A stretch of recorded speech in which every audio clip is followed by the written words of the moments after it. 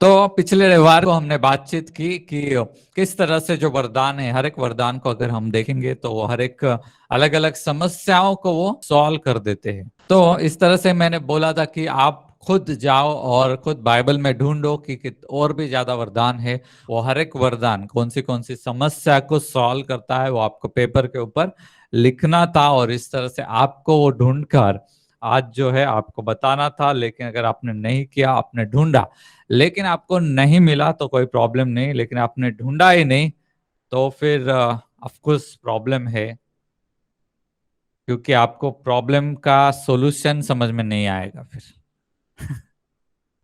समस्या का समाधान उसमें है, और आपने अगर ढूंढा ही नहीं वो, फिर समस्या का समाधान कैसे वचन में दिया गया है वो आपको नहीं समझेगा, और फिर वापस आप क्या करोगे, वही समस्याओं के लिए रोगे या पछताओगे या दुख में जाओगे या निराशा में जाओगे, जबकि प्रभु ने वचन में ऑलरेडी समस्या का समाधान वहां पर क्या है दिया गया है। हमें उसे ढूंढकर रखना है, लिखकर अपने लिए और अपने लोगों के लिए, अपने पुत्र और कन्याओं के लिए उनको भी सिखाना पड़ेगा आपको, और उस पर आपको चलना भी है, तो आपको वो सब मालूम होना चाहिए। इसलिए ये आपके लिए होमवर्क है कि आप उसको ढूंढो। जब भी हम खुद ढूंढते हैं हमको मजा भी आता है कि अरे ये तो पहले से ऐसा दिया हुआ था। बताने के लिए बहुत सारी किताबें हैं और जिसमें सब कुछ पहले से लिखा गया है, आप उसको भी देख सकते हैं। लेकिन हम खुद उसको जब भी ढूंढते हैं तब हम क्या कर रहे हैं,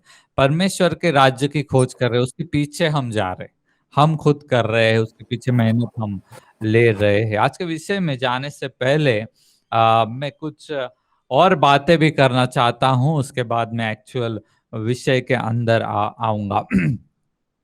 प्रभु यीशु मसीह नए नियम का मध्यस्थ है, हमें पता है, और वो चाहता है कि हम उसके ऊपर सबसे ज्यादा प्रेम करें। अपने कामों के द्वारा प्रेम करें, अपने विचारों के द्वारा प्रेम करें, अपने शब्दों के द्वारा प्रेम करें, अपनी जो वस्तुएं हैं, जो भी चीज है हमारे पास है, उसके द्वारा भी हम उसके साथ प्रेम करें। अपने शरीर के द्वारा प्रभु से प्रेम करें, अपने मन से, अपने आत्मा से भी प्रेम करें, अपने पैसे के द्वारा। वस्तुएं भी पैसे के अंदर ही आती है, तो पैसा भी एक वस्तु ही है। ये सारी चीजें मिलाकर हम क्या करें, उससे प्रेम करें। ये परमेश्वर की इच्छा है, उसकी आज्ञा अनंत कालिक है, उसको कोई तोड़ नहीं सकता है।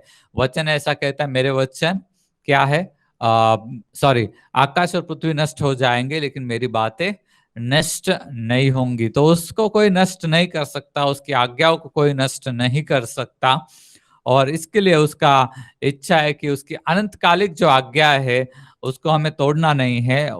इनफैक्ट हमें क्या करना है, उसको हम बदल भी नहीं सकते हैं, और उसमें कुछ ऐड किया हुआ उसे अच्छा नहीं लगता, उसमें से कुछ निकाल लेंगे वो भी उसे अच्छा नहीं लगता। जहां पर वो दिया है, जितना दिया है उसमें कुछ ज्यादा भी नहीं करना है और कम भी नहीं करना है करके परमेश्वर का वचन हमें बताता है, क्योंकि जो दिया है वो सफिशिएंट है, पूरा पूरा है।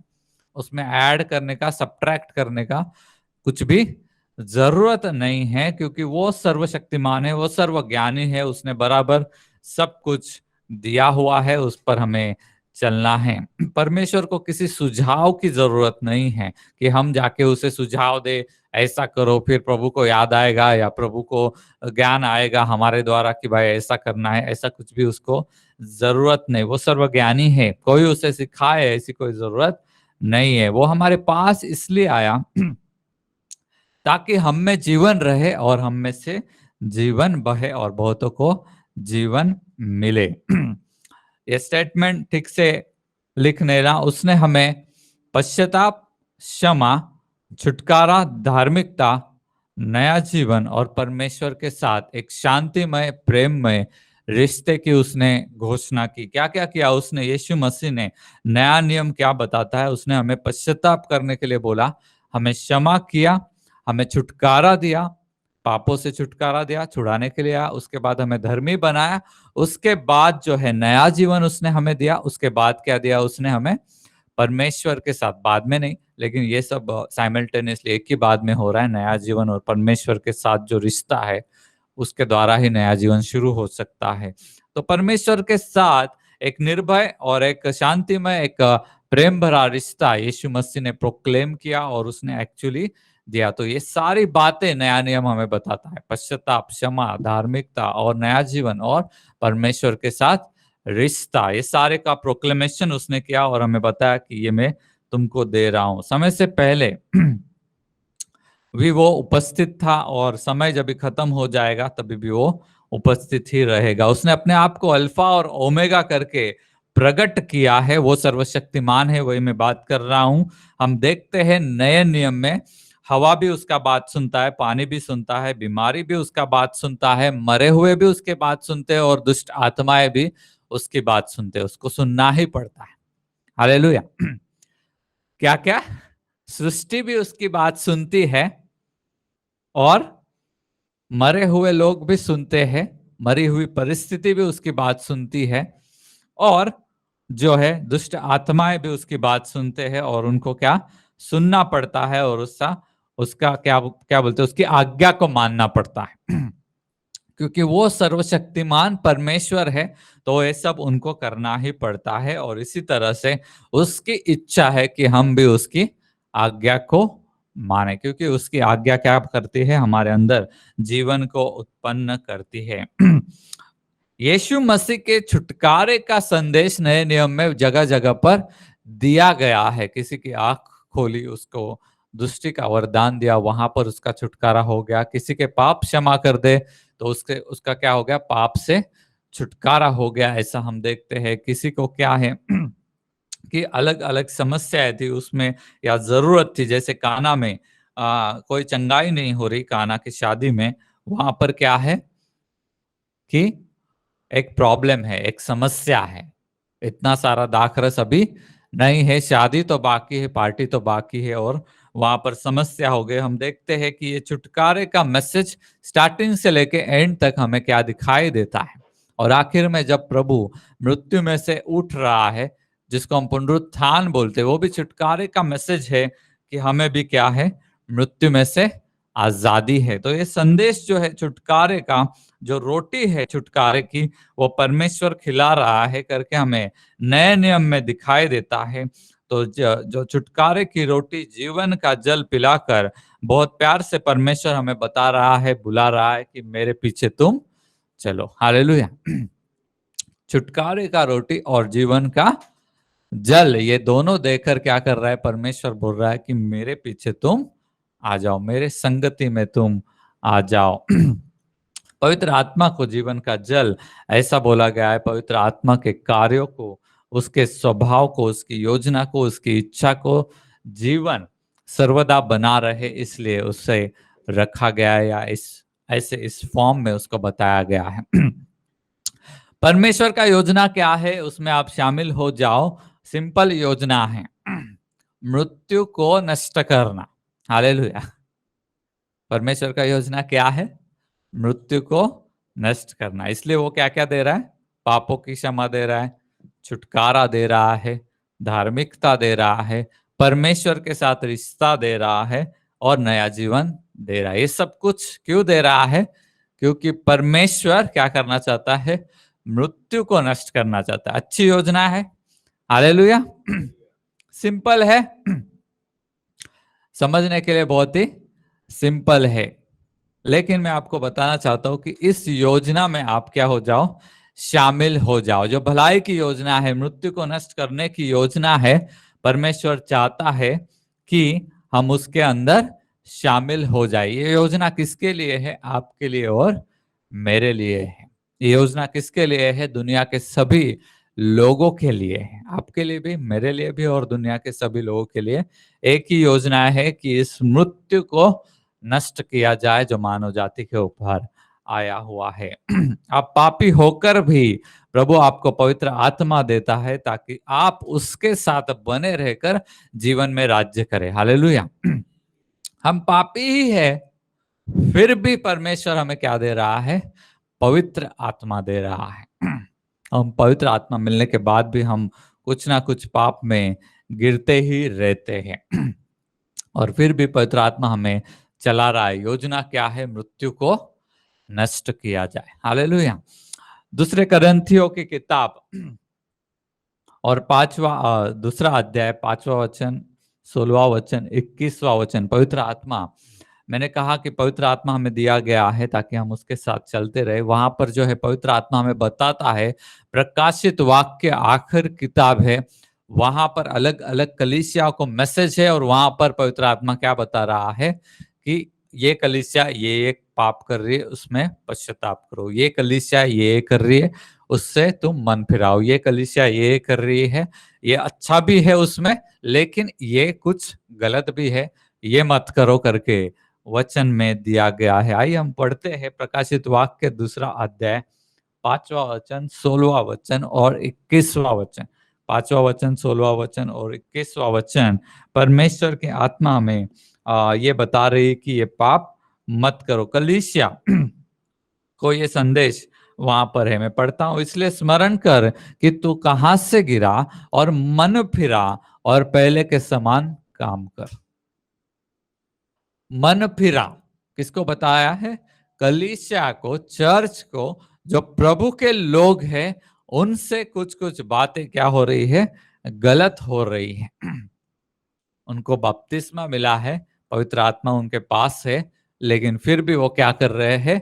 कुछ कुछ चीजों में गलतियां कर रहे हैं, और पवित्र आत्मा उनको क्या बता रहा है? सुधार रहा है।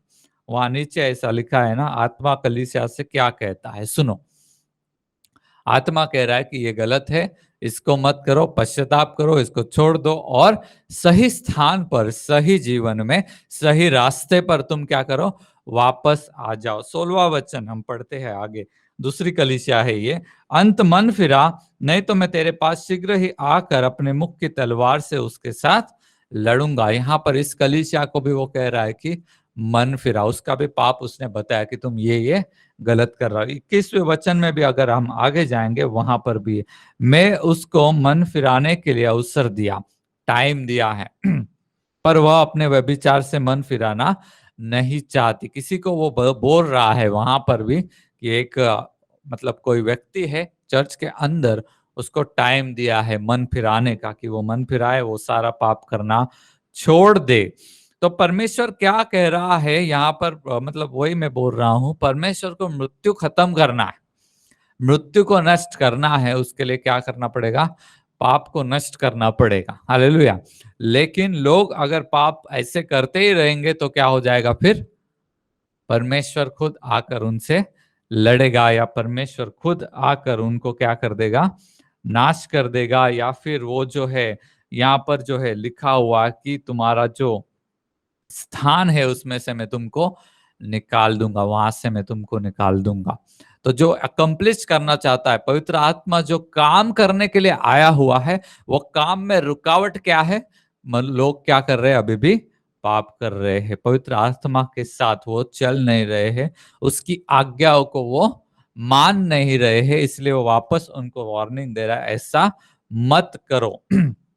स्वर्गीय धन यीशु मसीह है, जो स्वर्ग से आया हुआ मानना भी उसको बोला गया है। स्वर्ग से आई हुई रोटी दूसरा तीसरा कोई नहीं, यीशु मसीह है। उसको हमको खाना है, उसको इकट्ठा करना है। जैसे पुराने नियम में वो क्या करते थे? स्वर्ग से आई हुई रोटी को वो इकट्ठा करते थे, और क्या करते थे? उस पर उनका जीवन जो है चलता था। कोई ऑप्शन नहीं था उनके पास, जंगल में कोई दूसरा तरीका नहीं था कि वो जीवित रहे। वैसे ही यीशु मसीह स्वर्ग से आई हुई रोटी है। उसने जो कुछ भी बातें हमें बोली है वो इकट्ठा करना है, उसको क्या करना है? हमें दिल में रखना है। उसमें क्या है? जीवन है। वो इकट्ठा कैसे करेंगे? हम जब वचन को पढ़ेंगे तभी एक एक बात हमको समझ में आएगी। वो वहां पर उसने बोला मेरे वचन आत्मा और जीवन है। जितना हम उस पर चलते हैं, उसको दिल में रखते हैं, उसके अनुसार करते हैं, जीवन हम में बना रहता है। परमेश्वर यीशु मसीह में अपने आप को महिमामय रूप से भी प्रकट किया। जब वो पहाड़ पर चला गया, उसके वस्त्र बदल गए, और उसका जो रूप है, उसका जो स्वरूप है आत्मा के अंदर, वो उसने वहां पर प्रकट किया। लेकिन उससे भी वहां पर एक और चीज हुआ, परमेश्वर ने वहां पर भी प्रकट किया कि इसकी बातें तुम सुनो। ये जो कह रहा है उस वैसा तुम करो। वहां पर क्या हो गया? परमेश्वर से आवाज क्या आया? ये मेरा पुत्र है, ये जो कहता है वैसा तुम करो। गवाही कौन दे रहा है अभी? परमेश्वर खुद गवाही दे रहा है यीशु के बारे में कि ये मेरा पुत्र है, और क्या बोल रहा है कि हमको मैसेज क्या है, इसकी बातें तुम सुनो। तो दो बातें हैं, दो लोग हैं, पवित्र आत्मा की बातें सुनो, उसके अनुसार करो। ये भी नया नियम हमें बता रहा है। और क्या है कि परमेश्वर का पुत्र यीशु मसीह, उसकी बातें सुनो, उसके अनुसार तुम करो। दोनों बातें हमें यहाँ पर दिखाई देती है। पुराने नियम में क्या था, नियम शास्त्र की सुनो और वैसा तुम करो। नए नियम में क्या आ गया है, परमेश्वर, पवित्र आत्मा और यीशु मसीह की बातें तुम सुनो और वैसा तुम करो, ताकि क्या रहे, पाप तुम्हारे जीवन में ना रहे और मृत्यु तुम्हारे ऊपर ना आए। उसकी बातें हमारे अंदर जीवन को उत्पन्न करती है, उसकी बातें हमारे अंदर विश्वास को उत्पन्न करती है, उसकी बातें हमारे अंदर शुद्धता को लेकर आती है। यीशु मसीह ने चेलों से कहा, वचन के द्वारा तुम क्या हो गए हो, शुद्ध हो गए हो। मेरे वचन के द्वारा अभी तुम क्या हो गए हो, शुद्ध हो गए। उसकी बातें जीवन, विश्वास, शुद्धता, ये सारी बातें हमारे जीवन में उत्पन्न करती है और जीवन वहां पर उत्पन्न होता है। परमेश्वर चाहता है कि हम में क्या रहे, जीवन और अनंतकालिक जीवन रहे, मृत्यु सारा सारा नष्ट हो जाए। सुंदर योजना है, अनंतकालिक जीवन, कोई भी ना मरे, सभी लोग अनंत काल तक जीवित रहे। ये परमेश्वर की योजना है, अनंत काल तक सभी लोग जीवित रहे। कितना सुंदर योजना परमेश्वर का है। लेकिन बहुत बार मनुष्य को ये योजना समझ में नहीं आता कि वो क्या योजना बनाकर हमें दिखा रहा है। आज मैं अभी जो है, मैं थोड़ा सा ये थोड़ा सा बातचीत किया, इसकी जरूरत थी। और आज के विषय में मैं आ रहा हूं, वचन, पानी और फलदायी या फल। क्या है वचन, क्या है, सीड है। सीड बोलेगा तो बीज है, बीज है, पानी है और फलदायीपन है। इसके बारे में आज हम बात करने वाले हैं। तो परमेश्वर की योजना पहले हमने एस्टैब्लिश कर ली कि सबको क्या करने का है, अनंतकालिक जीवन देना है। उसके लिए उसने उसकी बातें करके रखी हुई, बोला हुआ है आज्ञा को मानना। इसके द्वारा तुम क्या होने वाले हो, जीवन में आगे बढ़ते ही रहोगे, जीवन तुम में बना रहेगा। मृत्यु कैसे आया मनुष्य के जीवन में, जब मनुष्य उसकी आज्ञा को छोड़कर चला गया तो मृत्यु आ गया। जब मनुष्य उसकी आज्ञा को फॉलो करेगा तो क्या बना रहेगा, जीवन हम में बना रहेगा। सिंपल बात है। और ये जीवन कैसे बना रहेगा, अनंत काल तक बना रहेगा। तो परमेश्वर की ये योजना है जिसमें सबको अनंत जीवन मिलेगा। ऐसी योजना में आप शामिल होना चाहते हैं क्या? प्रश्न है, क्या योजना है, सबको क्या मिले, मृत्यु से छुटकारा होकर अनंत जीवन मिले। इसमें हम सचमुच में शामिल होना चाहते हैं क्या? अगर होना चाहते हैं तो ऑफकोर्स हमें क्या करना पड़ेगा, वचन लेकर उसकी आज्ञाओं पर हमें चलते रहना पड़ेगा। यीशु ने वही बोला, जो सिर्फ मुझे प्रभु जी बोल रहा है वो स्वर्ग के राज्य में नहीं जाएगा। मेरे मेरे मेरे पिता की इच्छा से जो चलता है, मेरी आज्ञा के अनुसार जो चलता है, उसको क्या मिलने वाला है, स्वर्ग का राज्य या अनंतकालिक जीवन। तो हम यहाँ पर देखते हैं कि ये ऐसी योजना, मस्त सुंदर योजना है और प्रभु चाहता है कि हम उसमें शामिल हो जाए, क्योंकि वो जीवन देने वाली योजना है, मृत्यु नहीं देने वाली, जीवन देने वाली। और मनुष्य का अनंत काल तक का भलाई का योजना वो वहां पर है, उसमें हम शामिल हो जाए, ये परमेश्वर की इच्छा है। अभी उसमें शामिल होना या नहीं होना ये हमारे हाथ में, इसकी तरफ ध्यान देना या नहीं देना ये हमारे हाथ में है। परमेश्वर के वचनों की तरफ ध्यान देना या नहीं देना ये हमारे हाथ में है। हम चाहे तो उस पर ध्यान दे सकते हैं, उसके अनुसार कर सकते हैं, या हम उसकी मदद से ये सब कर सकते हैं, या फिर हम उसको इग्नोर कर सकते हैं, उसका कीमत नहीं दे सकते, हम उसकी तरफ ध्यान नहीं दे सकते और अपने अपने हिसाब से हम चल सकते हैं। यशायाह की किताब 53वां अध्याय में ऐसा कहते हैं कि सभी लोगों ने अपना अपना मार्ग पकड़ लिया था और सभी लोग अपने अपने हिसाब से जीवन जी रहे थे, हम अपने अपने इच्छा से ही चल रहे थे। तो फिर भी प्रभु ने हमारा सारा पाप उसके ऊपर डाल दिया है। तो अब जो है उसकी इच्छा से चलने के लिए उसने हमें बुलाया है। विषय में हम आते हैं। पहले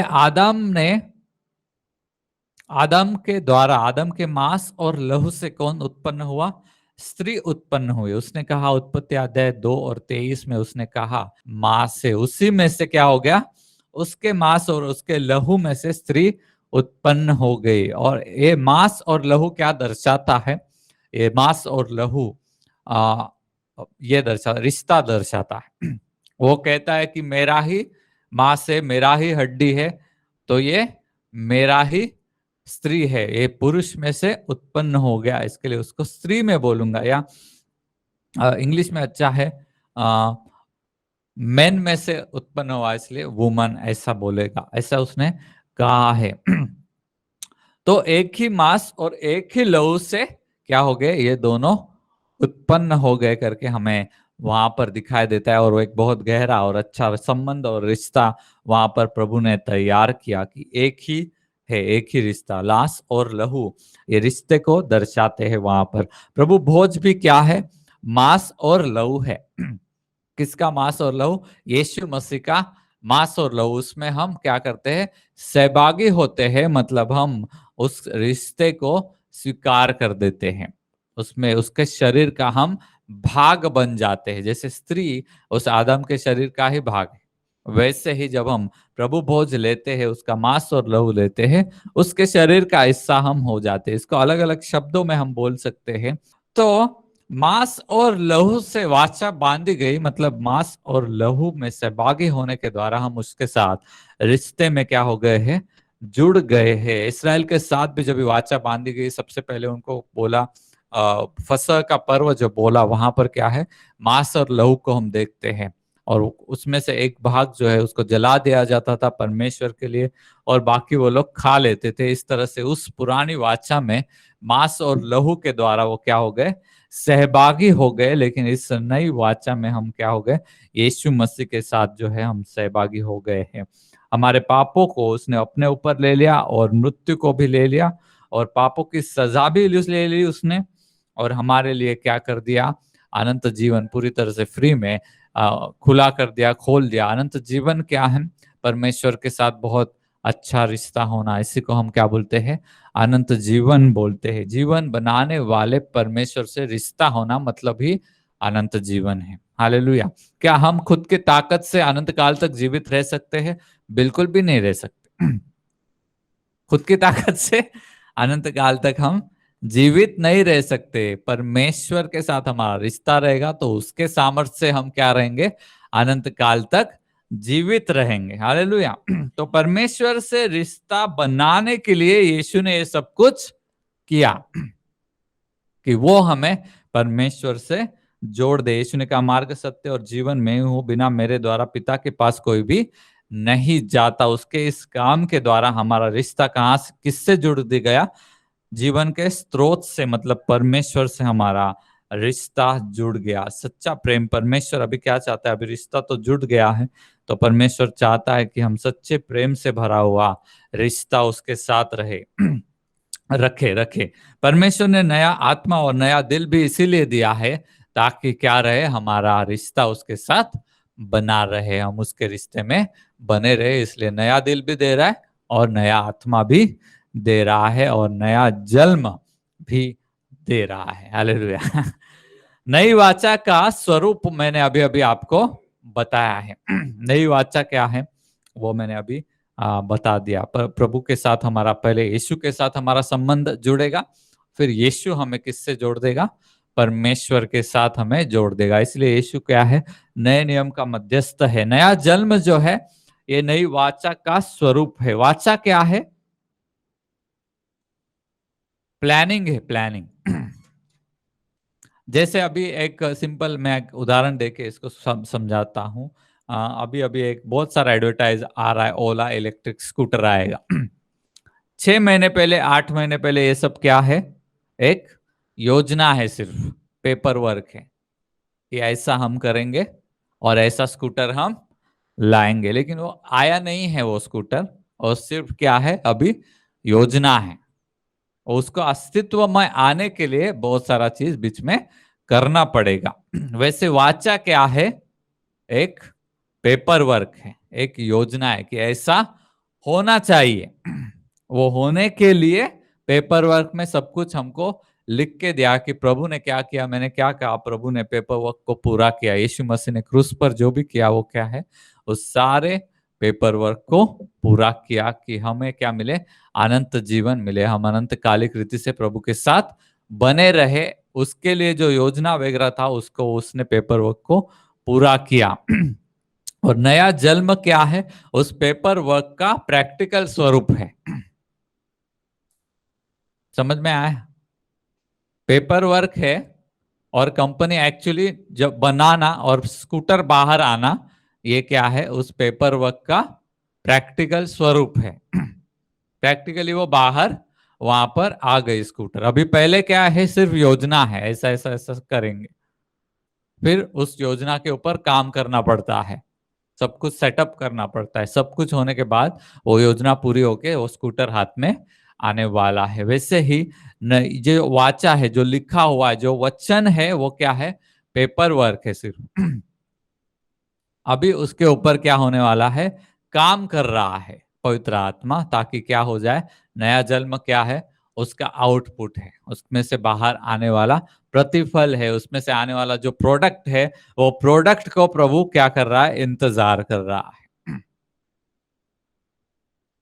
नया जन्म वाला मनुष्य जो मैं प्रोडक्ट बनाएगा, नया जन्म वाला मनुष्य वो कैसा होना चाहिए, ये प्रभु ने योजना ऑलरेडी बना के लिख के अपने को दिया हुआ है। बराबर है कि ऐसा ऐसा ऐसा होना चाहिए, वो लिखा हुआ है। अब लेकिन वो कैसा होना चाहिए, हमें मालूम है वचन के अनुसार, नया जन्म वाला मनुष्य कृपा दया सत्य से भरा हुआ होना चाहिए, प्रेम से भरा होना चाहिए, जिसको हम फल बोलते हैं, शांति, आनंद, संयम, काइंडनेस, गुडनेस, फेथफुलनेस, जेंटलनेस, संयमता, विश्वास योग्यता, अच्छाई, ममता, इस और सेल्फ कंट्रोल, संयम से भरा हुआ होना चाहिए। ये प्रभु का क्या है, योजना है, इच्छा है, वो लिख के उसने दिया हुआ है। अभी उसके ऊपर काम होना है। उसके बाद क्या होगा, वो प्रोडक्ट तैयार हो जाएगा, वो पूरा परिपूर्णता तक आ जाएगा। परमेश्वर मनुष्य को इस स्वरूप में देखना चाहता है कि इस तरह से वो फलदायी बन जाए या परिपूर्ण वहां पर जो है बन जाए। तो वाचा या बाइबल या वचन क्या है, पेपर वर्क लिख के दिया हुआ है, ये योजना ऐसा ऐसा ऐसा ऐसा योजना। इसमें अपने को क्या होना पड़ेगा, शामिल होना पड़ेगा। बराबर है कि नहीं? तब जाके क्या बनेगा, फाइनल प्रोडक्ट बनेगा, वहां पर जाके फाइनल प्रोडक्ट बनेगा। तो नई वाचा क्या है, नया संबंध शुरू हो गया है, नया रिश्ता शुरू हो गया है। लेकिन अभी क्या है, वो रिश्ता आगे बढ़ के क्या है कि वहां पर फलदायी भी होना है। ये रिश्ता जुड़ जाता है तो परमेश्वर हमें क्या बना देता है, नया बना देता है। दूसरे कोरिन्थियों 5वां अध्याय और 17वां वचन ऐसा कहता है, जो कोई मसीह में है वो एक नई सृष्टि है, पुरानी बातें बीत गई, देखो वे सारी खत्म हो गई। तो पाप और पाप का परिणाम और उसके श्राप, ये सारे क्या थे, वो सब कुछ क्या हो गए, पुरानी बातें हो गई, वो सब कुछ क्या हो गई, खत्म हो गई करके वो बोलता है। अभी क्या शुरू हो गया, ये नया प्रोडक्ट बनाने का प्रोसेस शुरू हो गया। समझ में आया ना आपको? नया जन्म हो गया, अभी तो जन्म हुआ है सिर्फ, उसमें क्या है, अभी बढ़ना है उसको और परिपूर्णता तक पहुंचना है। तो नया जन्म या जिसको हम वाचा बोलते हैं या जिसको हम वचन बोलते हैं, वो क्या है, एक सीड है, बीज है। अभी क्या है, प्रभु ने वो इंफॉर्मेशन है, उसको इंफॉर्मेशन बोल सकते बीज को, उसको दर्शन भी बोल सकते, उसको उद्देश्य भी बोल सकते, लेकिन वो क्या है, अभी बीज है। अभी उसको अभी क्या है, अभी बढ़ना है। जन्म क्या है, जन्म है, अभी तो जन्म लिया, उसको अभी बढ़ना भी है और फाइनल प्रोडक्ट तक उसको पहुंचना है। ये परमेश्वर की योजना उसने दी है, बताई गई है कि ऐसा ऐसा करना है। उसके लिए हमारा रिश्ता पहले जुड़ गया है परमेश्वर के साथ, उसने हमें नया जन्म दिया है, नया बनाया है, पुरानी बातें हमारे जीवन से निकाल दी है, पुरानी बातें गई, अभी उसकी तरफ अभी ध्यान देने का जरूरत नहीं। अभी हमारा ध्यान किधर होना चाहिए, क्या फाइनली उसको क्या चाहिए। हमें उसने क्या बोला है, जो भी डाली मुझ में जुड़ जाती है वो तो जुड़ी है, लेकिन जो फलदायी है उसको रखा जाएगा और जो फलदायी नहीं है उसको नहीं रखा जाएगा। तो जुड़े हुए बहुत लोग हैं उसके साथ, लेकिन वहां तक वो फलदायी नहीं हो रहे, वहां तक वो पहुंचे नहीं है। जो प्रभु का दर्शन है कि मनुष्य क्या रहे, इस तरह से रहे। 1 मिनट में पढ़ लेता हूं। गलातियों की किताब 5वां अध्याय, वही सेम फेमस वचन है, लेकिन हम पढ़ लेते हैं 22-23। पर आत्मा का फल प्रेम, आनंद, शांति, धीरज, कृपालु, भलाई, विश्वास, नम्रता और संयम है। ऐसे ऐसे कामों के विरोध में कोई भी व्यवस्था नहीं है। परमेश्वर जिस मनुष्य को रचना चाहता है या फाइनली देखना चाहता है कि ये तो पापी था, मरा हुआ था, जो पापी था मरा हुआ था, अभी उसको वहां से उठाकर कहां तक लेकर आना है कि मनुष्य इस तरह से बन जाए कि उसमें क्या रहे, प्रेम रहे, आनंद रहे, शांति रहे, धीरज रहे, कृपालुता, भलाई, विश्वास योग्यता, नम्रता, संयम, ये सारी बातों से भरा हुआ एक नया सृष्टि, नया प्रोडक्ट प्रॉपर उसको बना करके वहां पर रेडी चाहिए। तभी वो क्या रहेगा, जिसको फलदायी रहेगा वो उसको बने रहेगा, उसमें जो है बने रहेगा, अनंत काल तक वो बने रहेगा। तो जो भी वचन हमें दिए गए हैं, मैं फिर से बताता हूं, वो एक पेपर वर्क है, वो एक सीड है, वो एक योजना है, और उसको क्या, वो सीड को एक्चुअली स्वरूप में आना है। और इस तरह से हम देखते हैं, हमें पहले वो रिश्ता दिया गया है, हमें उसके साथ जोड़ा गया है, ताकि हम फाइनल प्रोडक्ट बन के परमेश्वर के सामने तैयार हो जाए। वो माली आता है देखने के लिए उसको फल आया कि नहीं। यूहन्ना की किताब 15वें अध्याय में यीशु क्या बोलता है, मैं दाखवेल हूं और मेरा पिता कौन है, माली है।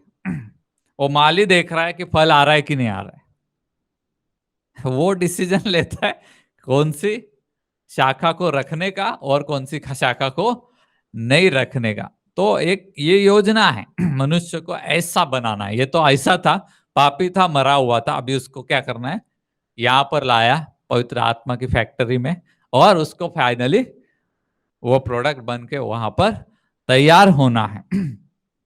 तो इसलिए हमको यीशु के साथ जोड़ा गया है, पवित्र आत्मा के साथ हमें जोड़ा गया है, ताकि माली जो है, जो मालक जो है, मेन जो ओनर है, उसको क्या मिले, फल वहां पर मिले। ये योजना है, और ये योजना मैंने बोला कि ये दुष्टता की योजना नहीं, ये अनंतकालिक जीवन देने वाली एक योजना है। सबसे पहले जब हम उत्पत्ति में देखते हैं तो आशीष दिया गया फलों और फूलों, और पृथ्वी में भर जाओ।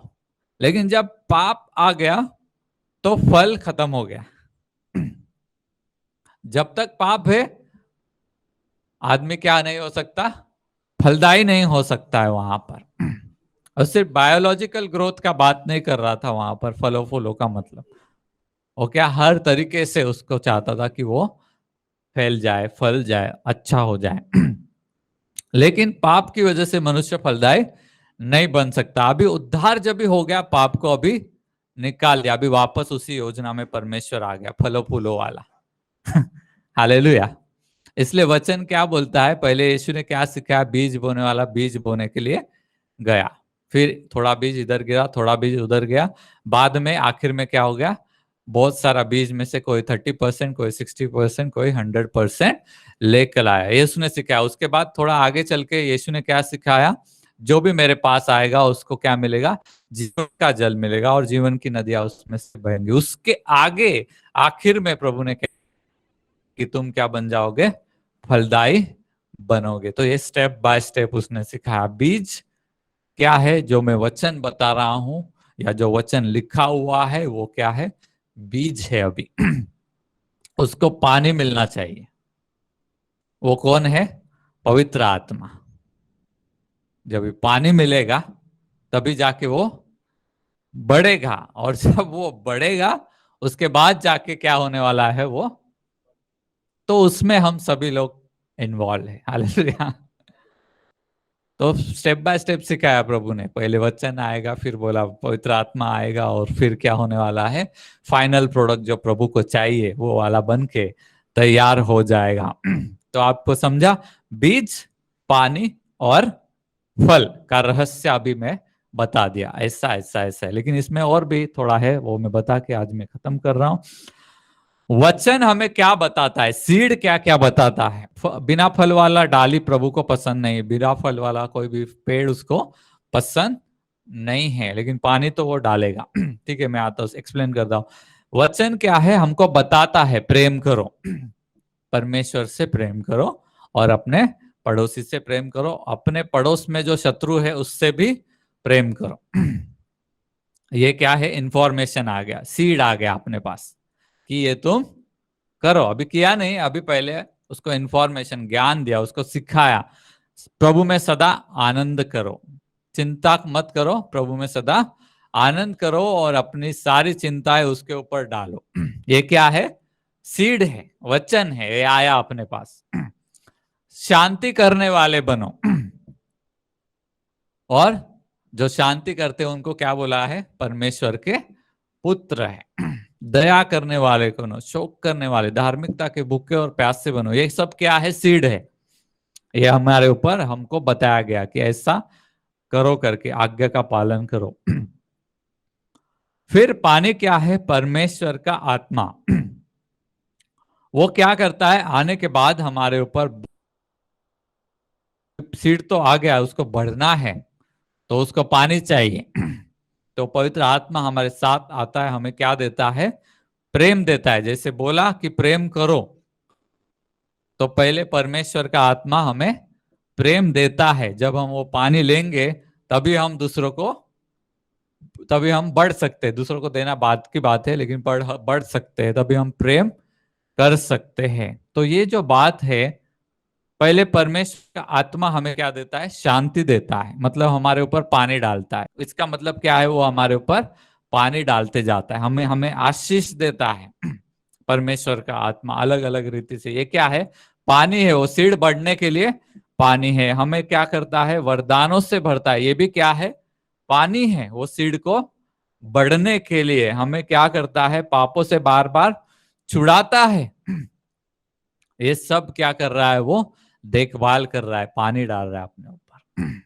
वो बढ़ते बढ़ते बढ़ते रहने के लिए हमारे ऊपर वो पानी डाल रहा है। इस तरह से परमेश्वर का आत्मा क्या कर रहा है, हमें प्रेम से भर रहा है, हमें क्या कर रहा है, आशीषों से भर रहा है, हमें क्या कर रहा है, शांति से भर रहा है, हमें क्या कर रहा है, बार बार क्षमा दे रहा है, बार बार क्षमा कर रहा है। ये क्या कर रहा है, वो पानी डाल रहा है अपने ऊपर, बढ़ना चाहिए इसके लिए। जब ये हम ऐसे बढ़ते जाएंगे उसका ये प्राप्त करके, तब किधर जाके हम क्या करेंगे, प्रेम करना सीखेंगे और प्रेम देना शुरू करेंगे।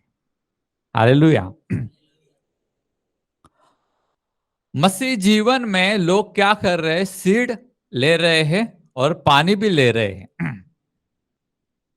बहुत सारा उनको क्या नरिशमेंट मिल रहा है, यीशु के साथ वो जुड़े हुए हैं और वो हमेशा ऐसा बोलते हैं, हम लोग आशीषित हो गए। आज का वचन बहुत अच्छा था। आशीषित हो गए, और पानी तो उन्होंने ले लिया, वो वचन ले लिया, पानी भी ले लिया पवित्र आत्मा से, और वहां पर वो आशीषित हो गए। उनको अच्छा लगा, आज का वर्शिप अच्छा था, आज का वचन अच्छा था, मुझे ये वरदान वगैरह मिल गए हैं, ऐसा हम बोलते हैं। ये सब पानी हमारे ऊपर डाला गया है, लेकिन उसका उद्देश्य क्या है कि हम क्या करें, उसकी आज्ञा पालन करके फलदायी बन जाए। और वही क्या है कि हम वहीं पर अटके हुए, पानी में ही अटके हुए, हमें ऐसा लग रहा है कि हमें आशीषित होते रहना है, लेकिन हम आशीष करने वाले बन नहीं रहे। हम जब आशीषित होते हैं हमको बहुत अच्छा लगता है, हम बोलते हैं हम आशीषित हो गए आज, लेकिन हम ये नहीं बोल रहे कि हम आशीषित करने वाले बने। जैसा परमेश्वर आशीष है, सॉरी, परमेश्वर जैसा है वैसा हमें बनना है। परमेश्वर कैसा है, आशीषित करने वाला है। लेकिन हम कहां पर आके रुक गए हैं कि हम ही लेने वाले हैं। आशीषित होने वाले हैं, हम ही प्रेम ले रहे हैं, हम ही क्षमा ले रहे हैं बार बार। लेकिन जब देने का आता है, हम वैसा बनना नहीं चाहते। और यही प्रॉब्लम में हम अटके हुए हैं, यहीं पर गोल गोल घूम रहे, बार बार पाप में गिरना, बार बार आशीषों को खो देना, और बार बार वापस उसके लिए प्रभु के पास जाके पश्चाताप करना। प्रभु मुझे क्षमा करो, मुझे आशीषित करो। लेकिन प्रभु क्या करना चाहता है? मृत्यु को खत्म करना चाहता है। उसके लिए क्या चाहिए? प्रभु चाहता है कि हम भी फलदायी बन जाए। हम भी उसके जैसा करना शुरू कर दे, और ऐसा करने के लिए पानी डाल रहा है कौन? पवित्र आत्मा। और सारी बातें हमारे अंदर डाल रहा है। पिछले साल भी प्रभु ने अनुग्रह दिया आपको जीवन जीने का। पिछले साल भी आपको क्या किया? क्षमा किया। आप मरे नहीं इस महामारी में, ये क्षमा आपके पास आया। ये साल भी आपके पास वही क्षमा आ गया, अनुग्रह वही आ गया। ये सारा हम ले रहे हैं, सालों साल ले रहे हैं। और हमको क्या करना है? देने वाला भी बनना है, फलदायी भी बनना है। और वो देने के लिए हम क्या कर रहे हैं? कंजूसी कर रहे हैं, या जब देने का टाइम आता है तब वो हम करना नहीं चाहते। शांति करने वाले धन्य है वो जो शांति करते हैं। बराबर है कि नहीं? वो सचमुच में हम शांति करने वाले हैं, कर रहे हैं क्या? लेकिन हम यहाँ आके प्रार्थना जरूर करते हैं, प्रभु हमको शांति दो, हमारा घर पे बहुत झगड़ा हो रहा है, ये हो रहा है, वो हो रहा है। और प्रभु हमको शांति दे भी देता है, पानी तो वो डाल देता है। पानी उसको डालना ही पड़ेगा, तभी तो वो फल आएगा। लेकिन वो इंतजार भी कर रहा है कि हम भी क्या बन जाए? शांति करने वाले बन जाए। जो हमको मिल रहा है वो बीज पहले मिलता है, वचन पहले मिलता है, इंफॉर्मेशन मिलता है, ऐसा करो, फिर करने के लिए हमारे ऊपर पानी डाला जाता है। लेकिन हम क्या कर रहे हैं? उसमें ही हम अंदर अटक करके रह गए हैं। मसीह जीवन ऐसा नहीं है। हमारे ऊपर आने वाला आशीष, हमारे ऊपर आने वाला छुटकारा, हमारे ऊपर आने वाला ज्ञान, हमें जो मिला है, अलग अलग जो वरदान है, चाहे अन्य भाषा का हो, भविष्यवाणी का हो, या जो कुछ भी वरदान हमें मिला है, ये सारे क्या है? पानी दिया गया है। ताकि हम आगे जाके उसकी परिपूर्णता तक पहुंच जाए। तिमोथी में वो बोलता है कि यहाँ पर मैं पूरा हो गया। उसका आखिरी वक्त में वो बोलता है कि वहां पर क्या हो गया? मुझे जो करना था, मुझे जो बोला था, वो सब मैंने किया हुआ है। अभी मैं मुकुट का इंतजार कर रहा हूं। तो वहां पर जैसे उसको अनुग्रह मिला, कितने लोगों ने उसको मारा, कितने लोगों ने उसको पीटा, लेकिन उसके बारे में एक भी गलत शब्द उसने नहीं लिखा। लिखा क्या उसने? उनका बुरा हो जाए, उनको श्राप लग जाए, उनका ऐसा हो जाए, वैसा हो जाए, कुछ भी नहीं लिखा उसने। उसने इनफैक्ट क्या लिखा? कि मैं मसीह का क्रूस लेके चल रहा हूं। अपने उसके क्रूस को अपने शरीर में मैं लेकर के चल रहा हूं, ये उसने लिखा। उसने ये सब कुछ भी लिखा नहीं कि इसने मुझे मारा, इसका बुरा हो जाए, ऐसा हो जाए, वैसा हो जाए, ऐसा ऐसा ऐसा ऐसा, कुछ नहीं। सबको उसने क्या कर दिया है? क्षमा कर दिया है। वो किस दौड़ में दौड़ रहा है? कि वो भी परमेश्वर के क्रूस में सहभागी हो जाए। परमेश्वर के इस फलदायीपन में वो भी सहभागी हो जाए। परमेश्वर के इस जीवन देने वाले इस योजना में वो भी सहभागी हो जाए। उसमें वो दौड़ रहा है, परमेश्वर के स्वभाव जैसा मेरा भी स्वभाव हो जाए। इसलिए सिर्फ आशीषित होना या सिर्फ प्रभु में जुड़े रहना काफी नहीं है, लेकिन परमेश्वर किसकी अपेक्षा कर रहा है?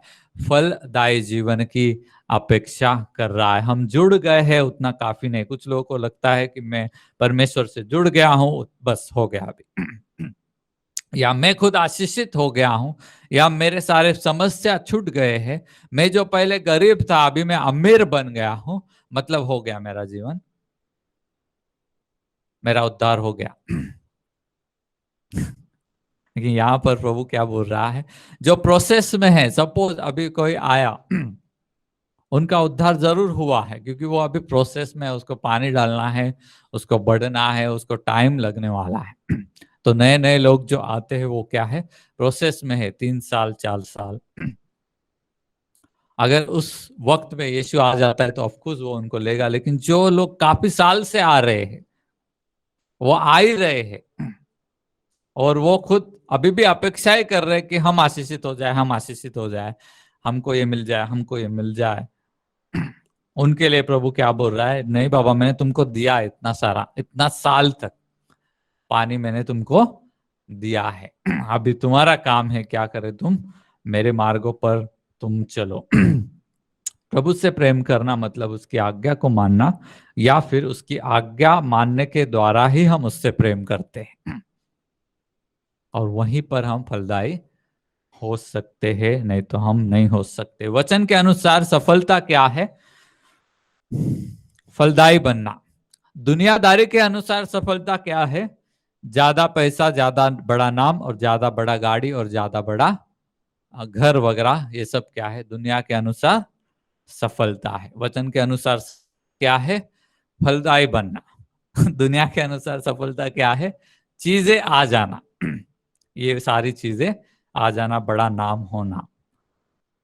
तो बहुत सारे लोग इसको गलत देख लेते हैं और गलत समझ लेते हैं।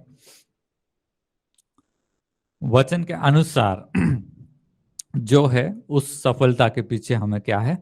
भागना है। और इसी तरह से हम देखते हैं पतरस या पौलुस का जीवन हम देखते हैं, उनके पास ज्यादा सब कुछ था ऐसा नहीं है, लेकिन वचन के अनुसार वो सफल थे। हालांकि प्रभु जो है हमें, हमारी जो जरूरत है, घर की जरूरत है हमें, वो हमें देता है। पैसे की हमें जरूरत है, जो जरूरत है वो जरूर प्रभु देता है, ऐसा नहीं कि वो नहीं देगा, लेकिन वो वचन के अनुसार सफलता नहीं है। प्रभु से प्रेम करना मैंने शुरुआत ही वहीं से की। परमेश्वर चाहता है कि हम उससे प्रेम करें, मतलब उसकी आज्ञा मानना। उससे प्रेम करना मतलब उसकी आज्ञा मानना। उसकी आज्ञा मानना मतलब ही हम फलदायी जीवन क्या करते हैं? जीते हैं। बिना आज्ञा को माने कोई फलदायी जीवन हो नहीं सकता, पॉसिबिलिटी वहां पर नहीं है। शरीर की अभिलाषा के अनुसार चलना है। हमारे पास दो दो ऑप्शन है, दो पर्याय है, शरीर की अभिलाषा और आत्मा की अगुवाही। शरीर का क्या है? यहाँ पर हमने पढ़ा, अभी पढ़ा क्या? शरीर की अभिलाषा है, शरीर के काम है, और परमेश्वर के पवित्र आत्मा के क्या है? काम है, या पवित्र आत्मा का फल है। ये दोनों अलग अलग बातें हैं, और हमें आत्मा के अगुवाही में चलने के लिए प्रभु ने कहा है। तो पवित्र आत्मा जो हमारे पास आया है, उसका काम ये है कि हर एक मनुष्य फल देने वाला बन जाए।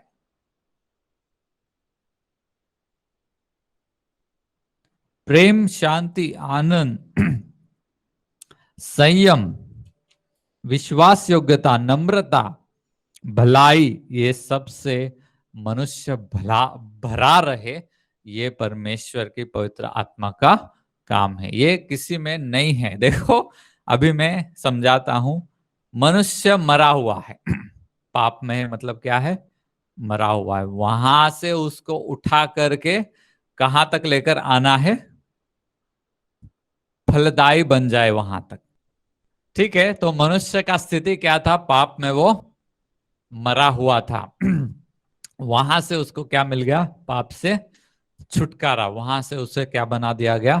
धार्मिक बना दिया। नए नियम को पूरा मैं एक सेंटेंस में बता रहा हूं। मृत्यु, पाप से छुटकारा, धार्मिकता में वो आ गया, परमेश्वर के साथ रिश्ते में जुड़ गया।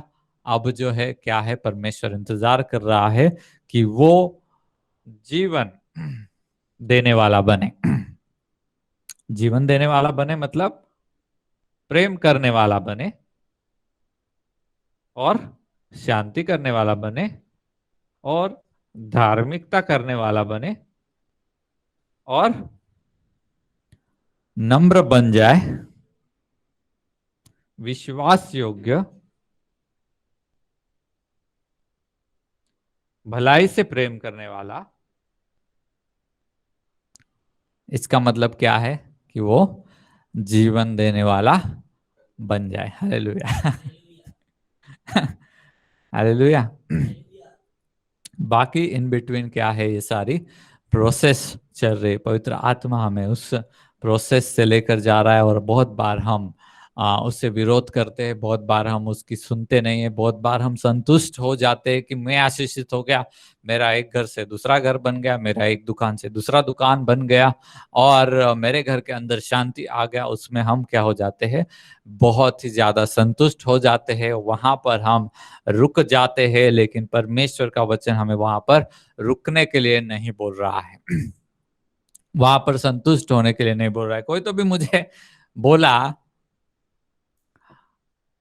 मुझे याद नहीं, लेकिन वो बोल रहा कि मेरा सब कुछ अच्छा चल रहा है, मेरा उद्धार हो गया। मेरा सब कुछ क्या चल रहा है, अच्छा चल रहा है, मेरा उद्धार हो गया है। अभी और कुछ मेरे को करने का कोई जरूरत नहीं। लेकिन परमेश्वर का वचन हमें क्या बोल रहा है, हमें मसीह की परिपूर्णता तक जाना है। तो वो योजना वगैरह क्या है, वचन में दिया है। वो सीड वगैरह क्या है, प्लानिंग वगैरह वचन में दिया है। लेकिन फाइनल प्रोडक्ट तक क्या है, हमें उसके साथ चलते रहना पड़ेगा, रिश्ता बनाकर आगे जाना पड़ेगा। इस हफ्ते में आपको होमवर्क मैं देता हूं, जिनसे आपको नफरत है उनसे प्रेम करो।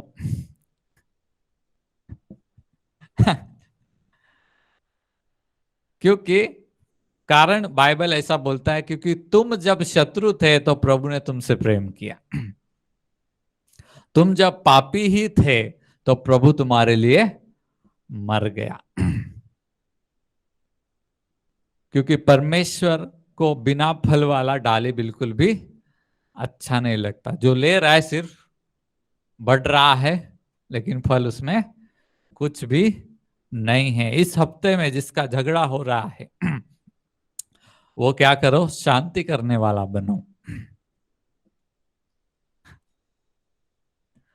परमेश्वर ने क्या दिया तुमको, पवित्र आत्मा से आप ही मांगा ना, मुझे शांति दो, मुझे शांति दो, मिल गया आपको। अभी क्या करो तुम, वो मिला इसके लिए है कि तुम मुझे आके वो देना है, शांति करने वाला बनना है। शांति करने वाला बनने के लिए आपको कुछ आदतों को बदलना पड़ेगा, है कि नहीं। कुछ चीजों को छोड़ना पड़ेगा, कुछ लोगों से माफी मांगना पड़ेगा, कुछ लोगों को समझाना पड़ेगा कि तुम्हारा ये गलत है। क्योंकि वचन ऐसा बोलता है, तुम्हारे भाई ने कुछ गलत किया, उसके जाके समझाओ पहले, शांति करने वाले बनो। जाके झगड़ा मत करो उसके साथ, डायरेक्टली उसको समझाओ। तब जाके क्या होता है, वहां पे शांति करने वाले हम बनते हैं, परमेश्वर के स्वरूप में हम बनते हैं। भलाई करने वाला बनो। जो तुमसे कभी भी भलाई करने वाला नहीं है उसके साथ जाके भलाई करो। जो तुमसे भलाई करते उनसे ही तुम भलाई करते हो, उसमें कोई धार्मिकता नहीं है। ऐसा तो कोई भी कर सकता है। मैं ऐसे जोक में बोला, जंगल के बंदर भी ऐसा करते हैं। जो उनके प्रजाति के है, जो उनको मदद करते, बंदर भी उनको मदद कर देते हैं। बराबर है कि नहीं। इसलिए यीशु ने क्या बोला, ऐसा मत बनो, लेकिन उनसे भी तुम भलाई करो जो तुमसे शायद कभी भी भलाई ना करे। क्योंकि हम प्रभु के साथ कभी भी अच्छे नहीं रहने वाले थे, हम पाप ही कर रहे थे, शत्रु थे हम, फिर भी उसने आके हमारे साथ क्या कर दिया, भलाई किया। पाप बोलेगा तो प्रभु के साथ शत्रुता है, फिर भी वो आके क्या किया, हमारे को आशीषित किया, क्षमा किया। क्षमा भी तो एक भलाई का ही पार्ट है। उसने आके हमको क्षमा किया। इस तरह से परमेश्वर जो है, फाइनल जो है प्रोडक्ट हमें देखना चाहता है कि हम प्रेम करने वाले, हम शांति करने वाले, हम धार्मिकता पर चलने वाले, नम्र, विश्वास योग्य, भलाई करने वाले बन जाए। भलाई की बातें करने वाले नहीं, सिर्फ एक्चुअली जाके करने वाले बने। ये परमेश्वर की इच्छा है और आप नहीं कर सकते ऐसा मत बोलो। प्रभु ने आपके साथ ये सारी बातें बहुत बार की है। बहुत बार आपको ये सब मिला हुआ है। इवन पवित्र आत्मा के वरदान वगैरह ये सब पानी का भाग है। ये पानी हमको दिया गया है कि हम जाके ऐसा करें, करने वाले बने इसके लिए। नहीं तो एक आदमी आएगा, उसके साथ आपको बहुत ही झगड़ा रहेगा, तो आप उसको क्या करेंगे, मैं अपना वरदान इसके लिए इस्तेमाल ही नहीं करूंगा। ऐसा होता है ना, अपने दिल में वो आदमी के लिए या औरत के लिए कुछ रहेगा, तो अपने को प्रार्थना करने का भी इच्छा नहीं होता है सर। लेकिन ऐसा नहीं करना है। ऐसा नहीं करना है।